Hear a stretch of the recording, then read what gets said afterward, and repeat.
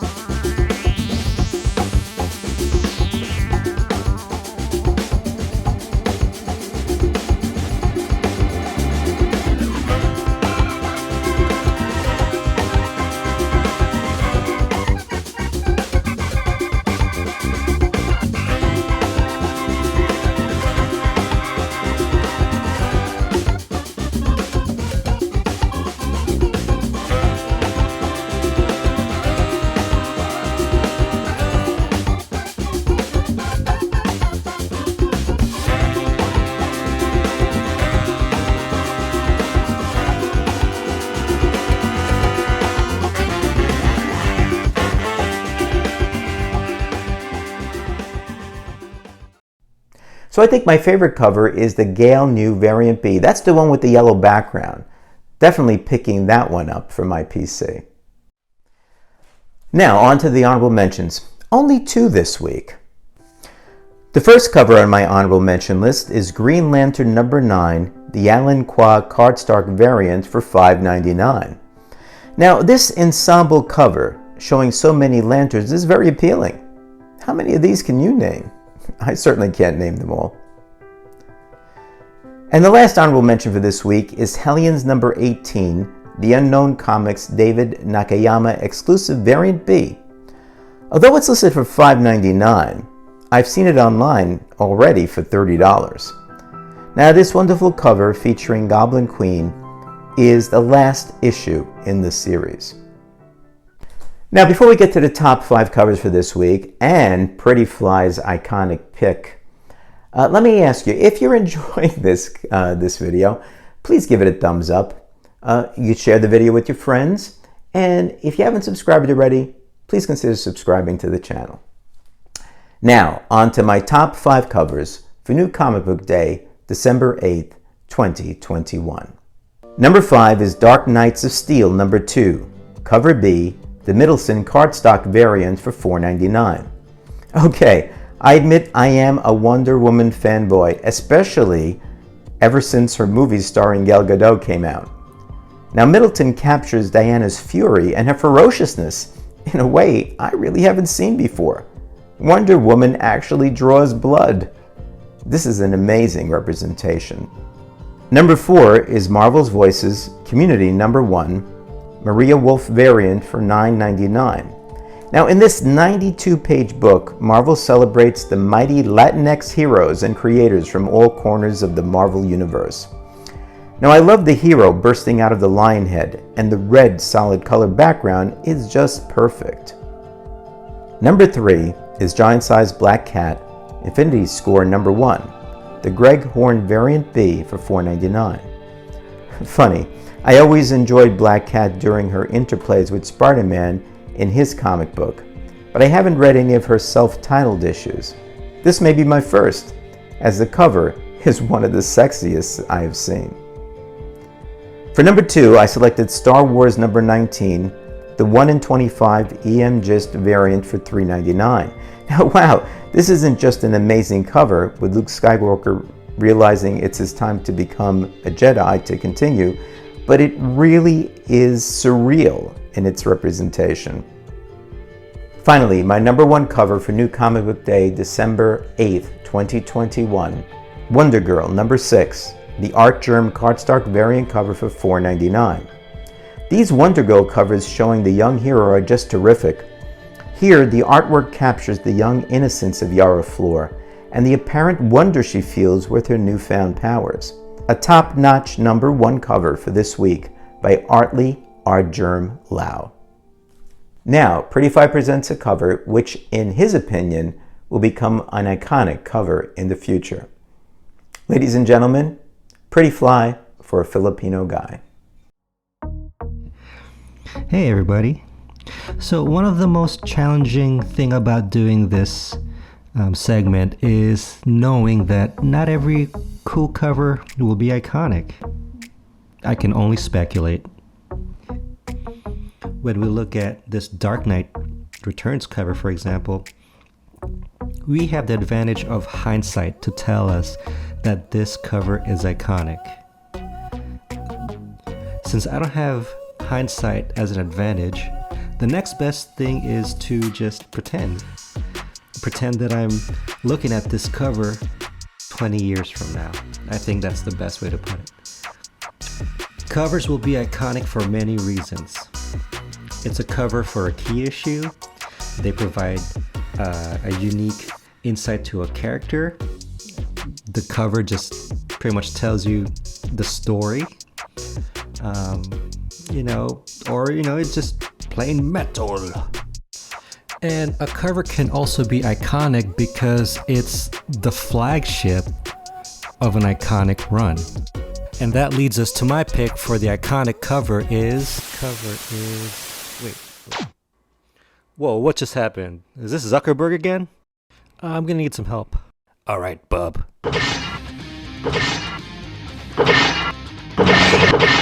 Whoa, thanks. Don't mention it. I'm sorry about that. My pick for the future iconic cover is for Pepe Larraz's House of X1. The reason why I picked this cover is because this cover is the birth of a new X-Men. Although the struggle against prejudice is at the core of what makes the X-Men great, it's also what has made some of the X-Men stories feel repetitive. No matter what the team has done for humanity, they've always been vilified, seen as outcast. Meanwhile, you have characters that make up the Avengers, like Thor or Captain America or Hulk, who have these freakish qualities about them, yet their efforts are readily accepted by the people of the Marvel Universe. It's just somehow the X-Men can't just get past the trope that made them special in Lee's and Claremont's run. So enter Hickman. Hickman took the challenge of defying expectations on these iconic characters. You know, Hickman's X-Men feels kind of like a social experiment. Regardless of how we know these characters from the past, Professor X, Magneto, Apocalypse, the Ice Queen, the Hellfire Club, no matter how we know them, these characters have worked together to create a sovereign nation for all mutant kind. Now, I haven't read every single X-Men story out there, but I don't know any other story just like this. It's political. You have portals made of Krakoan trees. Moira is a mutant with Groundhog Day powers. And you have sentient islands that are hooking up.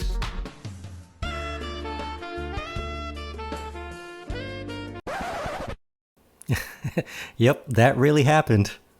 So if Marvel really wanted to shake things up with the X-Men, then they knew what they were doing when they hired Hickman. Hickman is a writer that writes for the long game with the aim of shaking up the status quo. Oh, enough about Hickman. I just want to make sure you guys understand how Hickman's unique take on X-Men gives weight to Larraz's cover, making it a contender for an iconic cover. So on Pepe's cover, you can see that there's a motif of birth, and you can even see that these new X-Men are walking out of this portal that, you know, that's shaped like a you know. Anyway, I remember scratching my head when I saw this cover for the first time. Professor X is unrecognizable. I mean, he's walking and he's concealing his face with what I now know as a portable Cerebro helmet. Actually, at first, when I saw Professor X, I thought he was the Maker and not Professor X. And look at Magneto. He's not in his traditional red costume. And shockingly, he's walking side by side with his foes, sporting an X belt. Pepe Larraz knew that this is not your dad's X-Men. He knew that something about his partner's X-Men is off. So to show this, Pepe utilized a composition technique that I know you've seen in countless movies. The framing is known as the Dutch angle. General, you're looking good, Dutch. There's nothing really complicated about it. You just simply tilt the framing of the image, and then you got the Dutch angle. The term Dutch is actually a slight misnomer because the technique doesn't really come from the Netherlands. Rather, the technique comes from the German Expressionism movement, which was very popular around the First World War. So it's Deutsche angle, I guess that's the more accurate way. But yeah, we'll stick with Dutch. Thank you, Mr. Know-It-All! Anyway, the German Expressionists developed this technique to create a sense of uneasiness, to show that something is wrong. The technique blew up in many classic noir films and comedically overdone in Batman 66.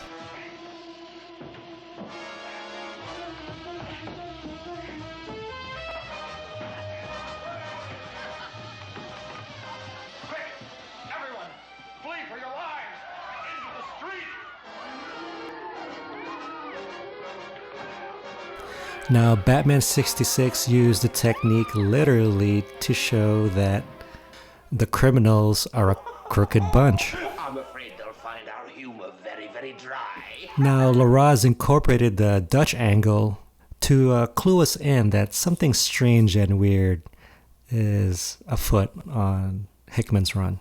At the time of this recording, I just finished reading the first issue of Inferno. So looking back at this cover for House of X1, Larraz was not kidding when he clued us in on how Hickman's X-Men is truly uncanny. And before I end this video, I just want to point out something really cool about Pepe Larraz's cover, and that how this cover is reminiscent of a very established, iconic cover. Son of a bitch.